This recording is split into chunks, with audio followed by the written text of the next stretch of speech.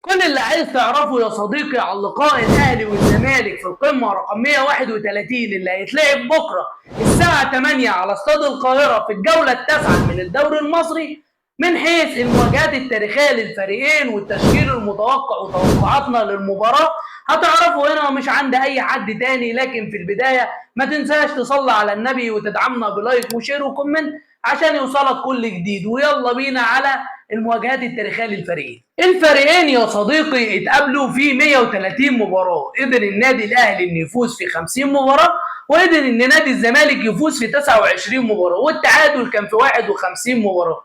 قدر النادي الاهلي انه يسجل 164 هدف في شباك نادي الزمالك، وقدر نادي الزمالك انه يسجل 114 هدف في شباك النادي الاهلي. التشكيل المتوقع للنادي الاهلي في مباراه القمه هيكون في حراسه المرمى محمد الشناوي، قدامه اثنين سرد باكات ياسر ابراهيم وياسين مرعي، وهيكون في الباك الشمال احمد نبيل كوكا، وفي الباك اليمين هيكون محمد هاني. قدامهم اثنين في وسط الملعب وهيكون مروان عطيه واليو ديانج، قدامهم محمد علي بن رمضان صانع العاب، قدامه ثلاثه هيكون تريزيجيه في ناحيه الشمال وحسين الشحات في ناحيه اليمين، قدامهم مهاجم صريح وهو محمد شريف.